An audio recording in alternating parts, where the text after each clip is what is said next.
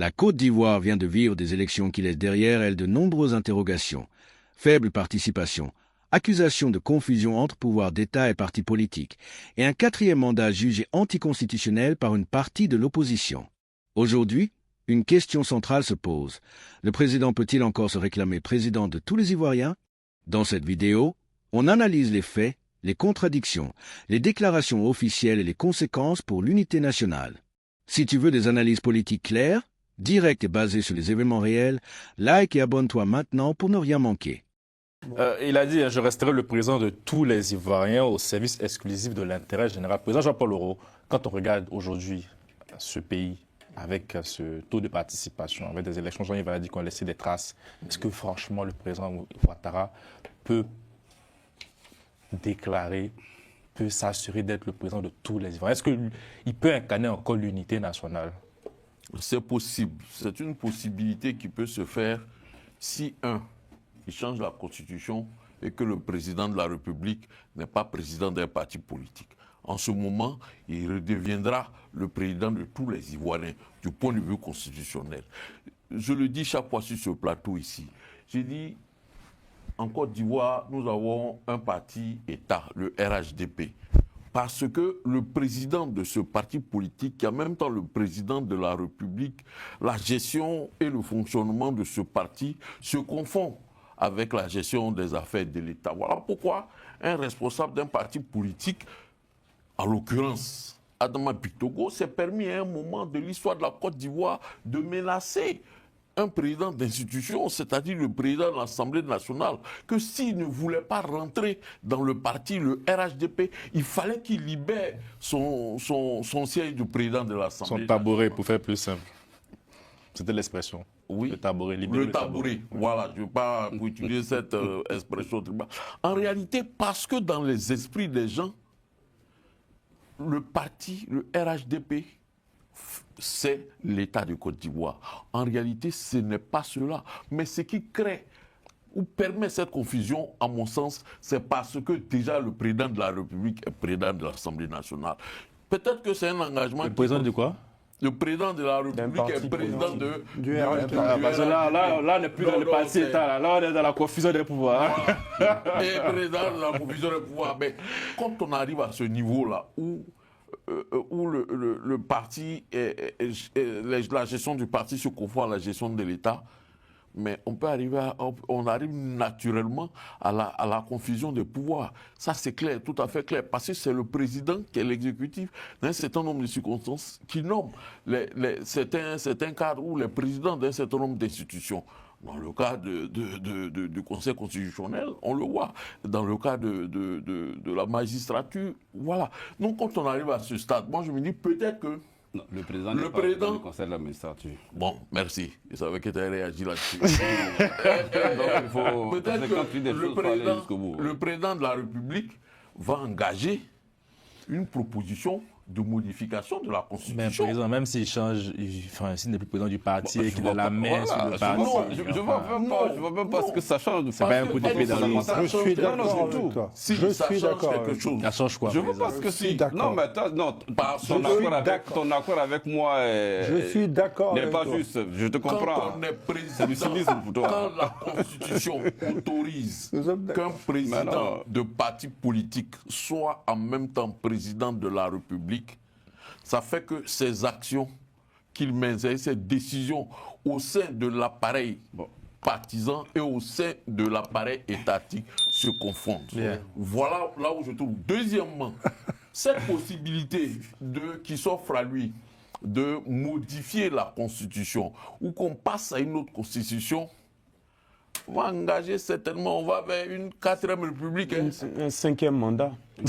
Donc, un premier Sachant que c'est le mandat de la transmission générationnelle. Bon, président, vous savez quoi? Gardez cette cartouche parce qu'on la réserve après. Mais sur la question de la confusion des postes, et c'est Gatter là, il va nous expliquer. Non, pas Gatter. Pardon, M. Tchabit Tchekoura. Voilà. C'est tellement...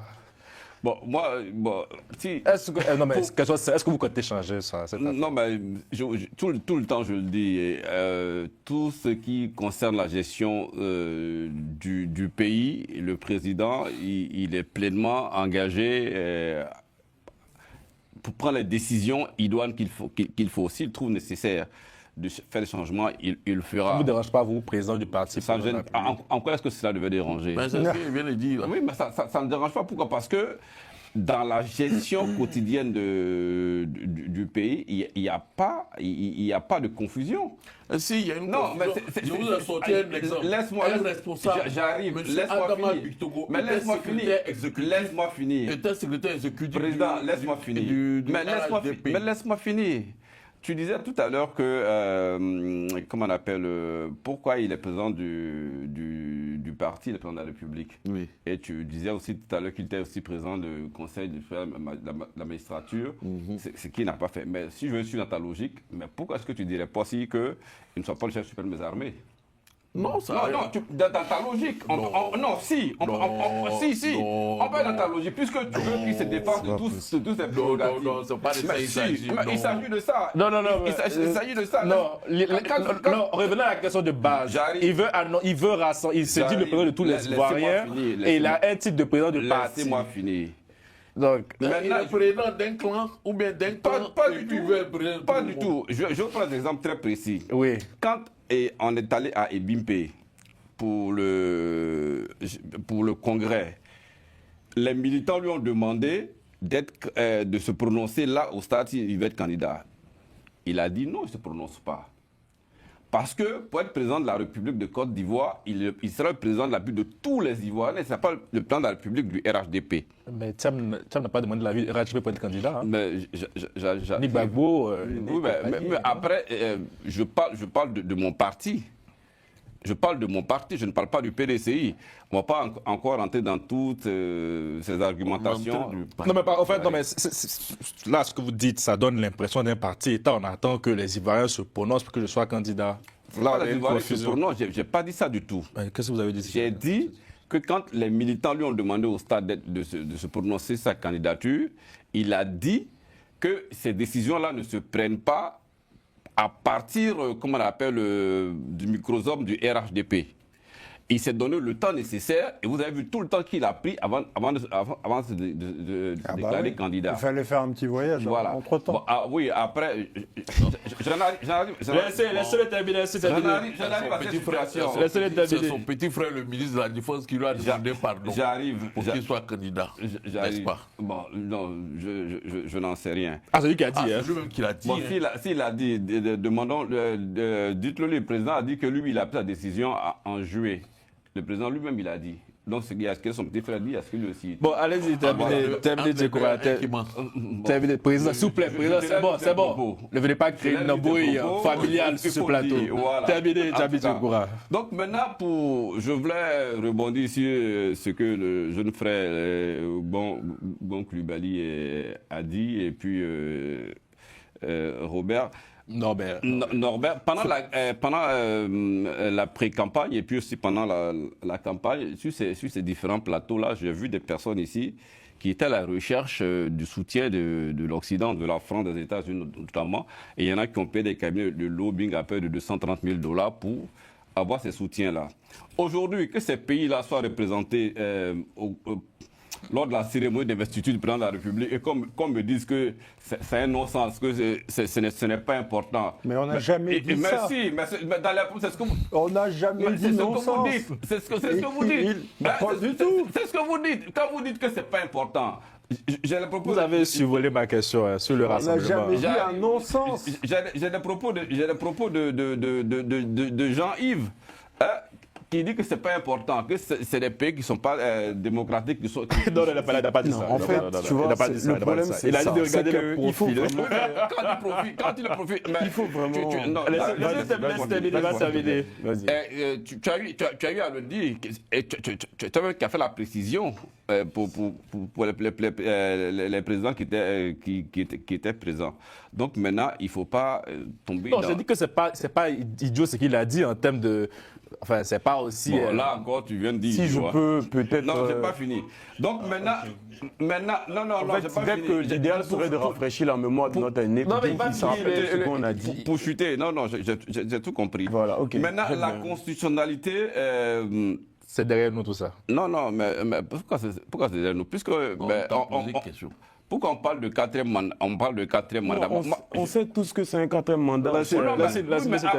Et puis on n'a pas dit que ça n'a pas de sens que les représentants d'autres pays soient venus. On dit juste que c'est pour des intérêts personnels. C'est pour leurs intérêts en Côte d'Ivoire. Quel pays n'a pas d'intérêt? Tout simplement. Dites-moi, quel pays n'a pas d'intérêt? En fait, quel pays n'a pas d'intérêt?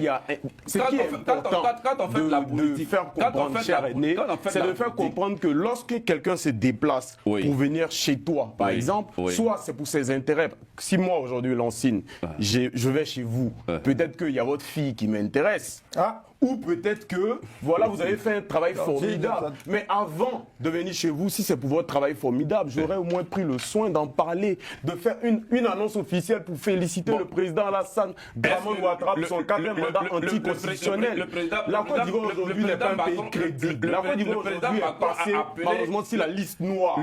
Le président Macron a appelé le président Ouattara. Je veux dire que ce dont on est en train de parler aujourd'hui, ce n'est pas que le fait que les gens soient venus, ça ne veut pas dire que ce n'est pas normal qu'ils soient venus. C'est normal qu'ils soient venus, mais ils ne sont pas venus pour féliciter Alassane Dramane Ouattara pour son quatrième mandat. Ils sont venus parce qu'ils ont des intérêts. Ils sont venus pour essayer d'asseoir leur leadership. C'est ce qu'on essaie d'expliquer. Donc, il ne faut pas déformer nos propos. Qui incarne cette République de Côte d'Ivoire là? S'ils ne sont pas venus pour le prendre Alassane Ouattara, une personne qui incarne la République de Côte d'Ivoire. Non, en fait, c'est tellement simple. C'est qu'on essaie d'expliquer.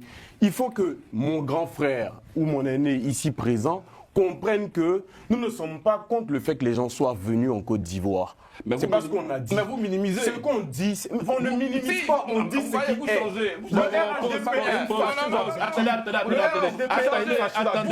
Attendez, à s'accentuer sur la forme.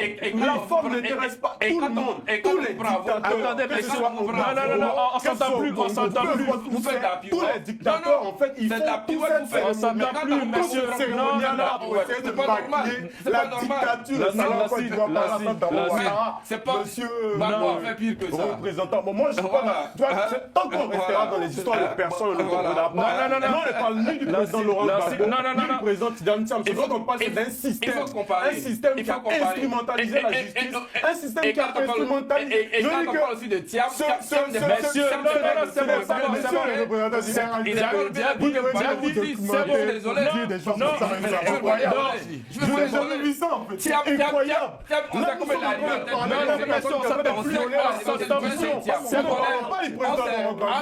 ça n'a aucun sens. Tant que vous restez dans les problèmes de personne, vous ne comprendrez pas. Nous sommes en train de parler de l'avenir de millions d'Ivoiriens. Nous ne sommes pas en train de parler de problèmes de personne. En fait, une personne qui viole la Constitution au Côte d'Ivoire. Nous sommes en train de parler de ça.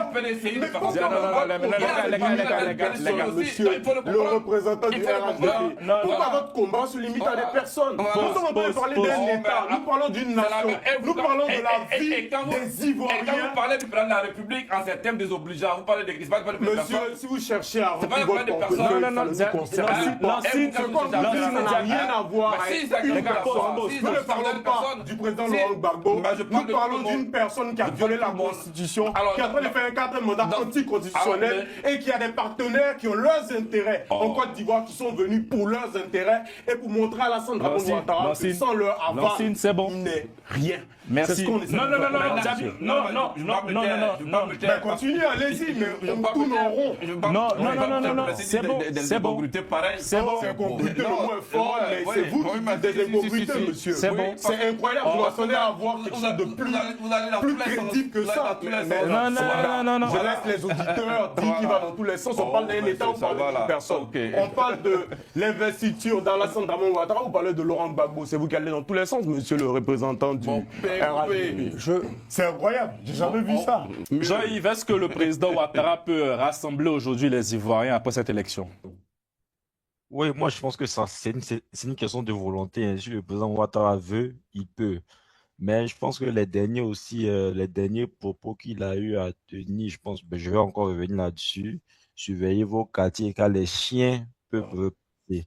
Et pour moi, ce sont des propos qui ont été plus d'un. Notamment, voilà, moi personnellement, ça m'a été. À la suite de ça, on a eu ce qui s'est passé. Donc, je pense que le président Ouattara, dans son discours, c'est vrai qu'il a dit qu'il est le président des Ivoiriens. Maintenant, on va essayer de scruter maintenant ses actions. on pourra voir si jamais, si vraiment il est vraiment dans cette vision-là, ou si c'est juste comment on appelle ça, des propos qu'il a tenus, vu qu'il y a